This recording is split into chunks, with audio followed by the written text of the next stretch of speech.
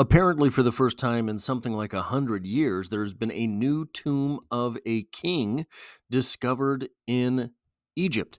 And what I'm going to do here is read through the story and then go through some history on the individual whose tomb was found, and then my favorite thing about that king, that pharaoh. Tomb of ancient Egyptian king unearthed in remarkable discovery from CNN by Rosa Rahimi. A royal tomb belonging to an ancient Egyptian king has been unearthed in what has been called a remarkable discovery by officials. A joint Egyptian-British archaeologist mission identified the tomb as belonging to King Thutmose II, an ancient Egyptian king who reigned sometime between 2000 and 1001 BC. The country's Ministry of Tourism and Antiques said in a press release Tuesday. Initially identified as just Tomb C4, the site is located about 2.4 kilometers, 1.5 miles, west of the Valley of Kings in Egypt's Luxor region, the ministry said. Now, here is maybe my favorite thing about this story. It's located, this site, 1.5 miles away from the Valley of Kings. The Valley of Kings, obviously, is a very important site. The Valley of Kings is something that has been searched and searched and searched 1.5 miles away. I mean, a mile would take you a slow mile, 20 minutes to walk. So you're talking a 30-minute walk tops away from one of the most important historical sites in Egypt. You know, you've got obviously the pyramids and whatnot, but outside of that, what is there besides the Valley of Kings? 1.5 miles away from that, a 30-minute walk, a 30-minute traipse away from that, you were discovering 100 years later another tomb of a king. It just makes me wonder how much would LiDAR, ground penetrating LiDAR, help in the searches in Egypt and finding things that are there but we have yet to locate. Just absolutely a wild factoid from this 1.5 miles. When the archaeological team first discovered the entrance and main corridor of the tomb in 2022, they believed it belonged to one of the wives of the kings. This was based on its proximity to Queen Hatshepsut's tomb and the tombs of King Thutmose III's wives, explained Muhammad Ismail Khaled, Secretary General of the Supreme Council of Antiquities, in the release. But over the years, the joint mission led by Supreme Council of Antiquities and the New Kingdom Research Foundation revealed another story. The tomb actually belonged to Thutmose II. I want, in my city, a Supreme Council of Antiquities. Why can't we have cool councils instead of the sort of government rot that reigns supreme in the United States? Piers Litherland, field director at the New Kingdom Research Foundation, said his team was surprised by the discovery. We, like many others, thought this was a wadi valley associated with royal women, Litherland told CNN Wednesday. The tomb's location is also very unusual for a king. So one thing here, they thought that this was sort of like a valley of the women. And one question that I often have about ancient civilizations, especially one that was as big and as important for as long as Egypt, if you I live in Kansas City, if Quick Trip has a store and they're going to build another store of that store, meaning they're going to keep all the staff, they're going to keep all this stuff, they're just going to rebuild the store. They knock down the old one and rebuild the new one, right? Why do we think that the same was not the case in ancient societies, in ancient civilizations? So all of the stuff that we find was the last place it happened. Not the first place, the last place it happened. So say this had been a valley of the women. Who's to say that it was not, before that, a Valley of the Kings? Who's to say that it was not, before that, the Valley of the Cats? Right? We find first the surface level of things, which is the way that things were left. If you, 1,000 years from now, dig up my truck, it will be a beat up piece of garbage, and you will say, why did people want to drive things like this? But the truth is, it wasn't that way 20 years ago when I bought it. It was new when I bought it. I ran it down. The tomb is situated in a poorly chosen place between two waterfalls. That piques my interest as well. A poorly chosen place between two waterfalls. Sounds like a pretty beautiful place to me. And at the bottom of a slope down which water would have and did pour in the much wetter weather of the 18th dynasty, he said, how do you know that something didn't change? Maybe it was a great place, and then a flood happened, and I don't know. I'm just throwing things out there at this point. Among the evidence pointing to Thutmose II were fragments of alabaster jars found inscribed with his name. Seems pretty telling, identifying him as the deceased king, as well as inscriptions with the name of his wife and half-sister, Queen Hatshepsut. The discovery marks one of the most significant archaeological breakthroughs in recent years, according to Khaled, who added that artifacts found in the tomb will provide critical insights into the history of the region and the king's reign. This is my favorite thing, and we'll get back to it later. Little is known about Thutmose II.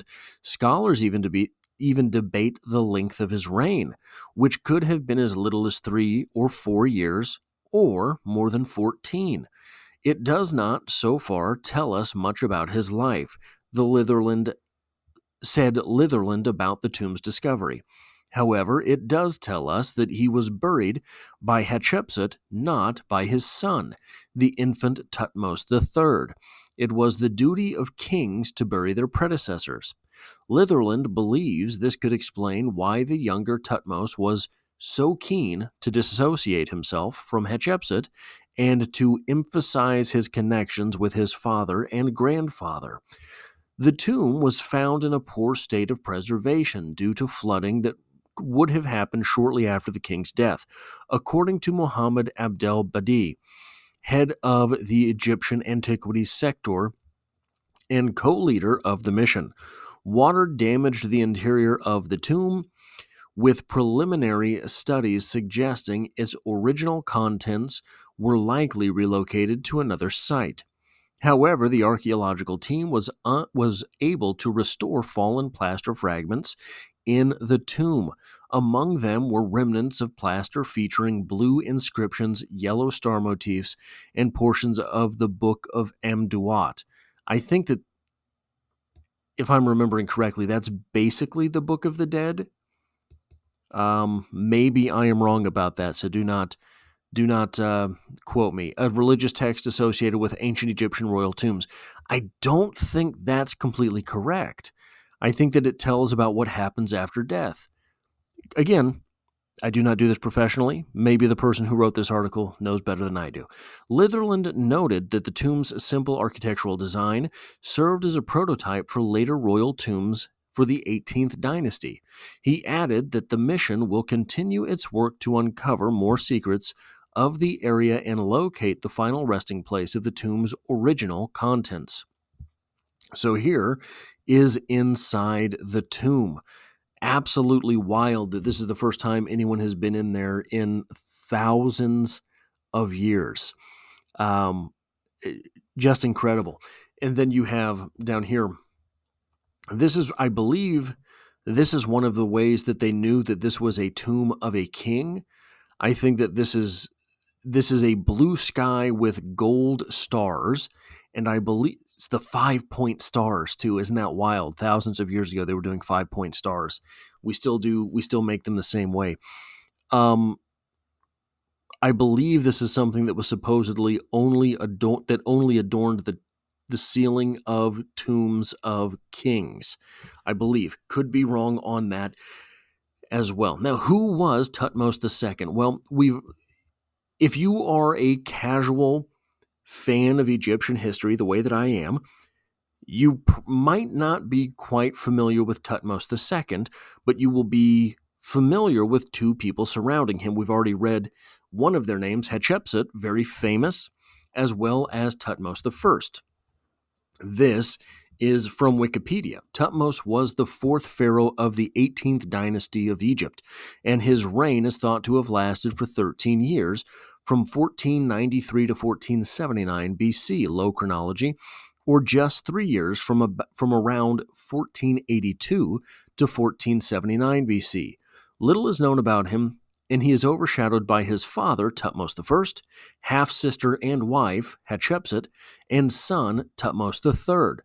There are relatively few monuments that refer to Thutmose II. He died before the age of 30, and a body claimed to be his was found in the Deir el-Bahari Cache above the mortuary temple of Hatshepsut.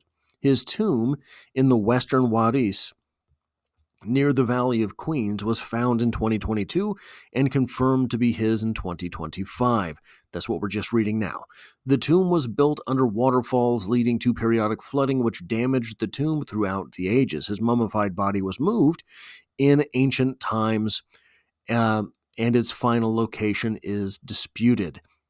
Now, also, I believe he died before the age of 30, but the body that is claimed to be his is thought to be in its 40s. So we might still not have the body of Thutmose II. So here's my favorite. I love mysteries. I love the debate of history. And I think that things like this really sort of accentuate the fact that history is alive. History is a debate. History is interpreted. We learn these dates and times and all of this, and, for the most part, maybe they're right.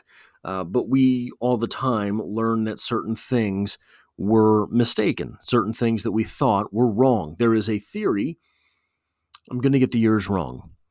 There is a theory in the sort of, what would you call it? I mean, you wouldn't necessarily call it.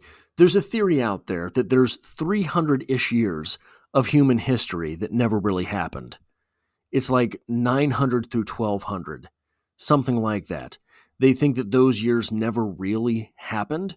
Not that just that basically accounting through human history was faulty, and that we are actually 300 years closer to, for example, the time of Christ, for example, the time of the dinosaurs, for example, the days of the pharaohs.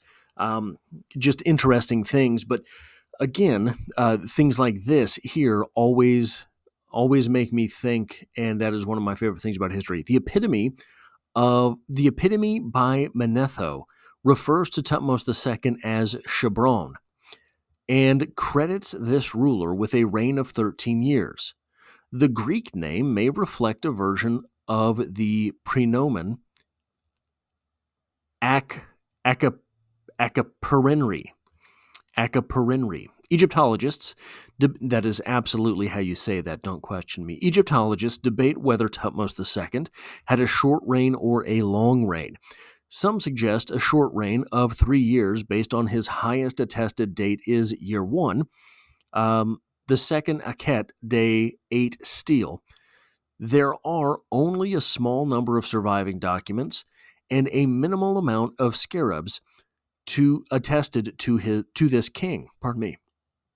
It is still possible to estimate when Thutmose II's reign would have begun by means of heliacal rise of Sothis and Amenhotep I's reign, which would give him a reign of from 1493 to 1479 BC, although uncertainty about how to interpret the rise also permits a date from 1513 to 1499 BC. And uncertainty about how long Thutmose I ruled could also potentially place his reign several years earlier still. Nonetheless, scholars in the 20th century were assigning him a reign from 1493 to 1492, or 1493 or 1492 to 1479. Alternatively, Thutmose could have ruled around 2 or 3 years from 1482 to 1480/1479 BC. Maybe not the most consequential part of Thutmose II's story. Probably the most consequential part of Thutmose II's story is that he was the son of Thutmose I, and he preceded Hatshepsut. So those are very notable individuals, at least as far as I understand from Egyptian history.